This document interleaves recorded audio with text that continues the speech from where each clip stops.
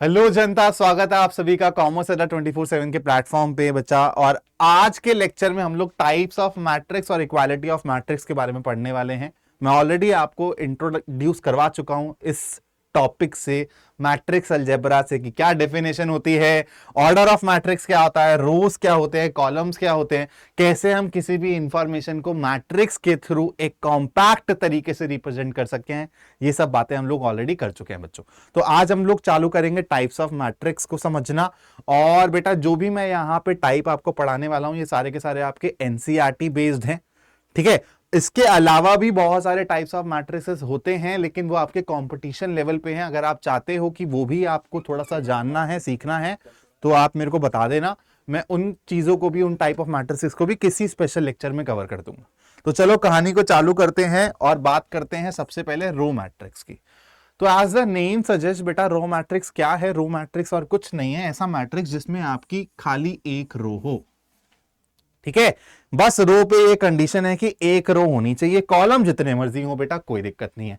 तो जैसे मैंने आपको बताया था कि किसी पॉइंट को, जैसे मान लो मैं एक पॉइंट लेता हूं बेटा 2,1, अगर आप इसको किसी मैट्रिक्स के फॉर्मेट में रिप्रेजेंट करना चाहते हो तो आप बोलोगे सर ऐसे भी कर सकता हूं और मैं इसको ऐसे भी कर सकता हूं। अब मैं पूछूंगा आपसे कि इसमें से रो मैट्रिक्स कौन सा है, तो आप बोलोगे सर रो मैट्रिक्स की कंडीशन है कि जिसमें एक रो होनी चाहिए। यहां पे सर मेरी 2 रो हैं, तो ये मेरा रो मैट्रिक्स नहीं है सर, ये मेरा रो मैट्रिक्स है, ठीक है। तो अब मेरे को एक बात बताओ, आपके पास नंबर ऑफ रोज पे रिस्ट्रिक्शन है कि वो एक होनी चाहिए, नंबर ऑफ कॉलम्स पे कुछ नहीं है बेटा। यहां पे आपको 2 दिख रहे हैं, 3 होते, 4 होते, 5 होते, मेरे को कुछ फर्क नहीं पड़ता। तो अगर मैं किसी भी रो मैट्रिक्स के आपको ऑर्डर के बारे में पूछूं कि रो मैट्रिक्स का ऑर्डर क्या रहेगा, तो आप बहुत क्लियरली बोलोगे सर किसी भी रो मैट्रिक्स का जो ऑर्डर रहेगा ना, वो इस टाइप का रहेगा, 1x n या फिर 1/n टाइप का। क्यों? क्योंकि सर मेरे पास रो हमेशा एक ही होगी और मेरे नंबर ऑफ कॉलम जितने भी हो सकते हैं उसको मैं जनरल तरीके से n से रिप्रेजेंट कर देता हूं। तो आपके किसी भी रो मैट्रिक्स का जो ऑर्डर होगा वो क्या होगा बेटा? 1/n। सिमिलरली कॉलम मैट्रिक्स पे अगर हम आते हैं, तो कॉलम मैट्रिक्स क्या है बेटा? कंडीशन क्या है? ऐसा मैट्रिक्स जिसमें सिर्फ एक कॉलम हो। तो कॉलम पे हमारा कंस्ट्रेंट है, बाकी हमारा किसी पे भी कंस्ट्रेंट नहीं है, जितने मर्जी नंबर ऑफ रोज हो मेरे को कोई फर्क नहीं पड़ता। तो आप बताओ क्या ये आपका कॉलम मैट्रिक्स है? तो आप बोलोगे यस है सर, क्योंकि यहां पे खाली एक कॉलम है, तो ये आपका कॉलम मैट्रिक्स है।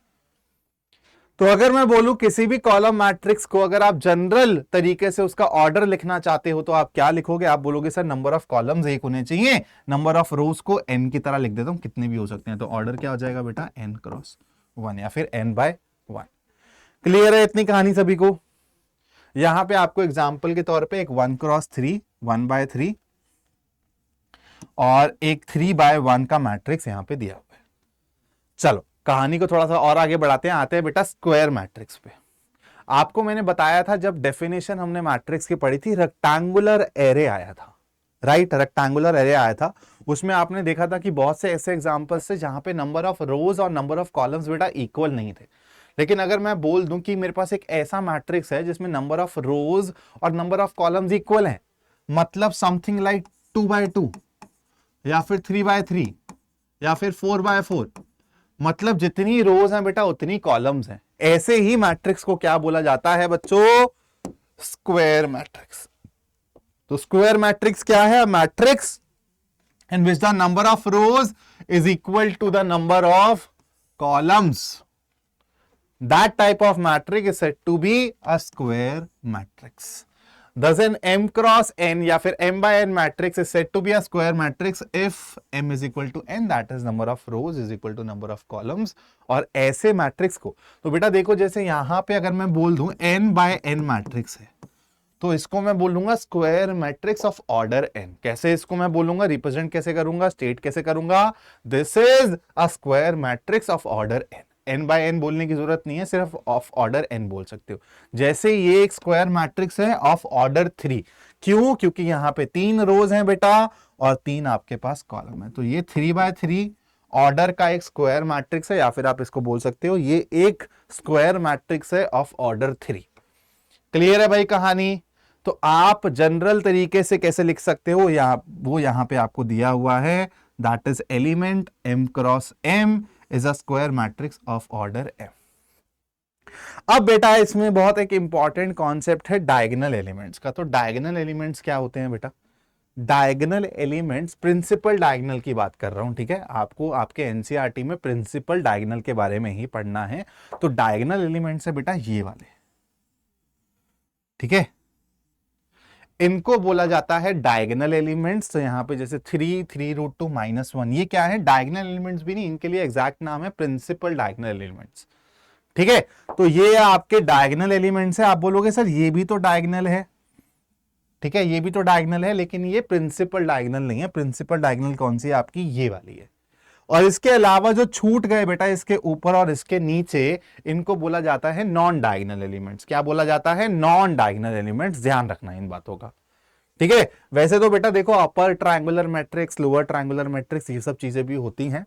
मैं आपको धीरे धीरे सारी चीजें बता दूंगा। अभी आप ध्यान रखो डायगोनल एलिमेंट्स क्या होते हैं स्क्वायर मैट्रिक्स में, ये, ठीक है। जो भी डायगोनल पे सिचुएटेड है आपके एलिमेंट्स, उनको डायगोनल एलिमेंट्स बोलते हैं इन सिंपल वर्ड्स। चलो कहानी को थोड़ा सा और आगे बढ़ाते हैं। अब आते हैं बेटा डायगोनल एलिमेंट्स तो पता चल गया, तो अब सीख लेते हैं भाई डायगोनल मैट्रिक्स के बारे में। डायगोनल मैट्रिक्स क्या है बेटा? ऐसा मैट्रिक्स जहां पे अपार्ट फ्रॉम डायगोनल एलिमेंट्स आपके बाकी सारे एलिमेंट्स जीरो दिखे। क्या बोला मैंने? ऐसा मैट्रिक्स, ऐसा स्क्वायर मैट्रिक्स। देखो डायगोनल एलिमेंट्स आपके स्क्वायर मैट्रिक्स में ही दिखेंगे, ऑब्वियस सी बात है। तो डायगोनल मैट्रिक्स क्या है? ऐसा स्क्वायर मैट्रिक्स जहां पे डायगोनल एलिमेंट्स के अलावा आपके सारे के सारे other elements, that is non diagonal elements, आपको जीरो दिखे। तो अगर इसकी डेफिनेशन हम लोग देखें तो a square matrix of order m is said to be a diagonal matrix if all its non-diagonal elements are zero. That is, a matrix of order m is said to be diagonal matrix if Bij, that is element is equal to 0 when I is not equal to j. That is non-diagonal elements. आप कैसे देख सकते हो बेटा? अगर मैं पीछे वाली स्लाइड पे भी आऊं एक बारी, ध्यान से देखना। अगर मैं यहीं पे लिखता हूं बेटा, ये क्या है आपका? A11 है, ये क्या है? A22 है, ये क्या है बेटा? A33 है। तो आपके जो डायगोनल एलिमेंट्स होते हैं वो एक्चुअली होते क्या है? अगर मैं उसको रिप्रेजेंट करना चाहूं तो Aij where I is equal to j। तो नॉन डायगोनल एलिमेंट्स कौन से हो जाएंगे बेटा? Aij, जहां पे I और j इक्वल नहीं होगा। दैट मीन्स ऐसा ऐसा ऐसा ऐसा ऐसा टाइप का। तो इसी को मैं कैसे लिख सकता हूं? इसको मैं जनरल फॉर्मेट में कैसा लिख सकता हूं? वो सारे एलिमेंट्स मेरे जीरो हो जाएंगे जहां पे I is not equal to j होगा। क्लियर? एग्जाम्पल के तौर पे आप देख सकते हो। अब जैसे यार यहां पे तो एक ही एलिमेंट है, तो आपका पता है कि यार नॉन डायगोनल एलिमेंट्स है ही नहीं। यहां पे देखो ये ऑर्डर 2 का आपका स्क्वायर मैट्रिक्स है, तो ये आपके क्या हो गए? डायगोनल एलिमेंट्स हो गए। इसके अलावा जो है वो जीरो दिख रहा है। अब कुछ बच्चे बोलेंगे सर क्या मेरे डायगोनल एलिमेंट्स भी जीरो हो सकते हैं, तो उसको भी मैं डायगोनल मैट्रिक्स बोल सकता हूं? बिल्कुल बोल सकते हो बेटा। मेरी कंडीशन क्या है कि मेरे नॉन डायगोनल जीरो होने चाहिए। अगर वो दिख रहा है आपको किसी भी मैट्रिक्स में, चाहे आपका डायगोनल जीरो हो, डायगोनल कांस्टेंट हो, जैसे भी नंबर दिखे डायगोनल पे, मेरे को फर्क नहीं पड़ता।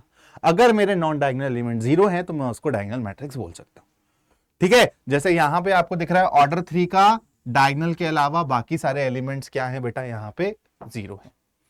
उसके बाद आता है बेटा स्केलर मैट्रिक्स। स्केलर मैट्रिक्स और कुछ नहीं है बेटा, it is a special type of diagonal matrix जहां पे आपके सारे के सारे डायगोनल एलिमेंट्स आपको एक कांस्टेंट के बराबर दिखेंगे, ठीक है। तो स्केलर मैट्रिक्स क्या है? अ मैट्रिक्स, रेड पेन ले लेता हूं, अ diagonal matrix in which all diagonal elements are equal is called a scalar matrix. In other words, a square matrix Aij of order m is said to be scalar if Aij is equal to 0 for I not equal to j, that is non diagonal elements आपके 0 हैं और आपके जो diagonal element है वो एक constant के बराबर है k, ठीक है। When I is equal to j मतलब डायगोनल एलिमेंट की बात हो रही है। जैसे आपको यहां पे एक एग्जांपल भी दिख रहा है बेटा, ये एक डायगोनल मैट्रिक्स है, लेकिन ये एक स्पेशल टाइप का डायगोनल मैट्रिक्स है जहां पे सारे के सारे डायगोनल एलिमेंट्स एक कांस्टेंट के बराबर 2 के बराबर दिख रहे हैं। तो इसी को मैं क्या नाम बोल सकता हूं? इसको मैं स्केलर मैट्रिक्स भी बोल सकता हूं। तो ये अगर आपसे पूछा जाए तो बेटा डायगोनल मैट्रिक्स भी है और एक स्पेशल टाइप का डायगोनल मैट्रिक्स है जिसको हम स्केलर मैट्रिक्स बोलते हैं। क्लियर है कहानी सभी को इतनी? डन। चलो थोड़ा सा और आगे बढ़ते हैं। तो अब आते हैं बेटा आइडेंटिटी यूनिट मैट्रिक्स पे। तो आइडेंटिटी यूनिट मैट्रिक्स एक्चुअली एक स्पेशल टाइप का डायगोनल मैट्रिक्स भी है और एक स्पेशल टाइप का स्केलर मैट्रिक्स भी है। अभी जो आप कांस्टेंट के बारे में जान के आए हो ना स्केलर मैट्रिक्स में, कि आपके डायगोनल एलिमेंट्स अगर कांस्टेंट के बराबर हो जाते हैं उसको आप स्केलर मैट्रिक्स बोलते हैं। अगर वो कांस्टेंट आपका 1 के बराबर हो जाए तो वैसे मैट्रिक्स को यूनिट मैट्रिक्स या फिर आइडेंटिटी मैट्रिक्स बोला जाता है। सो what is the definition? A square matrix in which elements in the diagonal are all 1 and the rest are all 0, that is non-diagonal elements are 0. Those type of matrices are known as unit matrix और identity matrix. That is यहाँ पे आपको सारी की सारी condition दी हुई है। जो आपका diagonal elements है where I is equal to j, वहां पे आपको elements क्या दिखेंगे 1, उसके अलावा हर जगह क्या दिखेगा बेटा 0। ठीक है, उसके बाद हर जगह क्या दिखेगा 0। तो बेटा देखो अगर मैं इसको बात करना चाहूं तो ये मेरा क्या है, ये मेरा यूनिट मैट्रिक्स ऑफ ऑर्डर 2। ये क्या है मेरा, ये मेरा यूनिट मैट्रिक्स है ऑफ ऑर्डर 3। ध्यान रखना, ठीक है। ये डायरेक्टली बोला जाता है, क्वेश्चंस में यूज किया जाता है identity matrix of order this. तो आपको अपने आप से ये चीज लिखनी पड़ेगी। अगर वो स्टेटमेंट फॉर्मेट में बोलेगा तो आपको मैट्रिक्स फॉर्मेट में आना चाहिए ये, ठीक है। Observe that a scalar matrix is an identity matrix when k is equal to 1। ये मैं ऑलरेडी आपको समझा चुका हूं कि आपका unit matrix is nothing but a special type of scalar matrix बच्चों। ओके, तो यहां से एक और चीज हमें जानने को मिलती है, but every identity matrix is clearly a scalar matrix. अब स्केलर मैट्रिक्स एक बड़ा सा सेट है, उसके अंदर एक छोटा सा सेट है आपका यूनिट मैट्रिक्स या फिर आइडेंटिटी मैट्रिक्स का। और सबसे बड़ा सेट क्या है बेटा, डायगोनल मैट्रिक्स। ठीक है, डायगोनल मैट्रिक्स। चलो उसके बाद आते हैं बेटा जीरो मैट्रिक्स। इसको जीरो मैट्रिक्स भी बोला जाता है और बेटा नल मैट्रिक्स भी बोला जाता है, ध्यान रखना। ठीक है, दोनों नामों से आपको क्वेश्चन देखने को मिल सकते हैं। A matrix is said to be zero matrix if all its elements are zero. ठीक है, if all its elements are zero. और यहां पे ऐसी कोई कंडीशन नहीं है कि ये स्क्वायर मैट्रिक्स होना चाहिए, ध्यान रखना। ठीक है, जैसे आपको पता था आइडेंटिटी मैट्रिक्स, ये सब मैट्रिक्स, इनमें हम लिख रहे थे डेफिनेशन में स्क्वायर मैट्रिक्स। तो यहां पे आप लोग चाहे रेक्टेंगुलर मैट्रिक्स लो चाहे स्क्वायर मैट्रिक्स लो, अगर आपके सारे के सारे एलिमेंट्स आपको जीरो दिख रहे हैं बेटा, तो वो आपका जीरो मैट्रिक्स या फिर नल मैट्रिक्स कहलाता है। ठीक है, यहां पे एग्जांपल भी दिया हुआ है आपको बहुत सारे। These are all examples of zero matrices. और हम लोग जीरो मैट्रिक्स को ऐसे डिनोट करते हैं, it's order will be clear from the context. ठीक है, चलो भाई अब आते हैं इक्वालिटी ऑफ मैट्रिसेस पे। तो इक्वालिटी ऑफ मैट्रिसेस क्या है बेटा, तो अगर मैं आपको बोलूं कि कोई मेरा मैट्रिक्स ए मेरे मैट्रिक्स बी के बराबर है, इसका मतलब क्या होगा आप बहुत खुद ही सोच सकते हो। आपको ये स्टेटमेंट डेफिनेशन पढ़ने की जरूरत भी नहीं है। आप बोलोगे सर सबसे पहली तो कंडीशन यही होनी चाहिए कि यार दोनों के नीचे जो है राइट में लगेगा ना, दैट इज ऑर्डर, वो सेम होना चाहिए। सर आप 2x3 को या फिर 2x3 को 3x2 से कंपेयर नहीं कर सकते। तो सबसे पहले कंपैरिजन हो ही तब पाएगा जब उनका ऑर्डर सेम होगा। तो सबसे पहली कंडीशन क्या है इक्वल करने के लिए मैट्रिसेस को, कि उनका ऑर्डर सेम होना चाहिए। दूसरी कंडीशन क्या होगी भाई, एलिमेंट सेम दिखने चाहिए। जौन सा एलिमेंट जिस पोजीशन पे मेरे को पहले मैट्रिक्स में दिख रहा है वहीं वो दूसरे मैट्रिक्स में भी दिखना चाहिए। तो आपके लिए अगर मैं बात करूंगी इक्वालिटी ऑफ मैट्रिसेस होता क्या है, to matrices will said to be equal if their order are same, first of all order are same, and the second is their corresponding elements are also equal, that is aij is equal to bij for all I and j. Symbolically if two matrices a and b are equal then we write a is equal to b। जैसे यहां पे आपको दिख रहा है बेटा ये दोनों के दोनों क्या हैं, इक्वल मैट्रिसेस हैं। क्यों, क्योंकि दोनों का ऑर्डर क्या है 2x2, और यहां पे देखो सारे के सारे कॉरस्पॉन्डिंग एलिमेंट्स क्या है बेटा, सेम है। लेकिन यहां पे आपको एक दूसरा एग्जांपल लिख रहा है 1204 2140। यहां पे बेटा ऑर्डर तो सेम है लेकिन सेकंड कंडीशन मेरी सेटिस्फाई नहीं हो रही है। दैट मींस यहां पे मेरे कॉरस्पॉन्डिंग एलिमेंट्स आपको दिख रहे हैं कि नहीं है भाई, इक्वल नहीं है। ठीक है, because corresponding elements are not equal. तो अगर मैं टाइप्स ऑफ मैट्रिसेस के बारे में बात करूं तो बेटा अभी आगे आपको सिमेट्रिक मैट्रिक्स और एंटी सिमेट्रिक मैट्रिक्स ये सब चीजों के बारे में भी पढ़ना है। ये आपके बेसिक टाइप ऑफ मैट्रिसेस है। अभी इसके अलावा आप बहुत सारी चीजें और भी सीखोगे आने वाले दिनों में, आने वाले पार्ट्स में। तो इस पे बेस हम लोग एक दो क्वेश्चंस कर लेते हैं, है ना, और फिर मैं इस पार्ट को यहाँ पे एंड कर दूंगा। नेक्स्ट पार्ट आप लोगों को जल्दी ही मिल जाएगा, मोस्ट प्रोबेबली इसके अगले दिन ही मिल जाएगा, जिसमें हम थोड़ा सा मैं एक काम करता हूँ, आपको सिमेट्रिक और एंटी सिमेट्रिक मैट्रिक्स पहले पढ़ा देता हूँ, क्योंकि उस पर सबसे ज्यादा क्वेश्चंस आपसे पूछे जाते हैं। Find the values of A B and C when these two are equals. तो आपको पता है अगर आप इसको मैट्रिक्स ए बोलोगे, इसको मैट्रिक्स बी बोलोगे, इक्वालिटी कब होल्ड करेगी बेटा? सबसे पहले तो ऑर्डर देख लो, दोनों के ऑर्डर सेम दिख रहे हैं? आप लोग बोलोगे बिल्कुल दिख रहे हैं। सर ये भी 2/2 है, ये भी 2/2 है। अब क्या करना है बेटा? कॉरेस्पॉन्डिंग एलिमेंट्स को इक्वल करना है। तो यहां पे a है, यहां पे 1 है, hence a should be equal to 1। अगर ये इक्वल है और 3 इज इक्वल टू b और यहां पे 2 है, c इज इक्वल टू 2, तो आपकी a, b और c की वैल्यूज बेटा ये हो जाएंगी। ऐसे क्वेश्चंस आपको ऑब्जेक्टिव फॉर्मेट में पूछे जा सकते हैं, शॉर्ट आंसर क्वेश्चन टाइप में भी ऐसे क्वेश्चंस आपको पूछे जा सकते हैं। इस चैप्टर से बेटा आप गारंटी दे रहा हूं फुल मार्क्स स्कोर करके आओगे, बिकॉज ऐसा कोई भी इसमें क्वेश्चन नहीं होगा जिसमें आप फंसोगे। ठीक है, उसके बाद थोड़ा सा और आगे चलते हैं बच्चों, थोड़ा सा और आगे चलते हैं।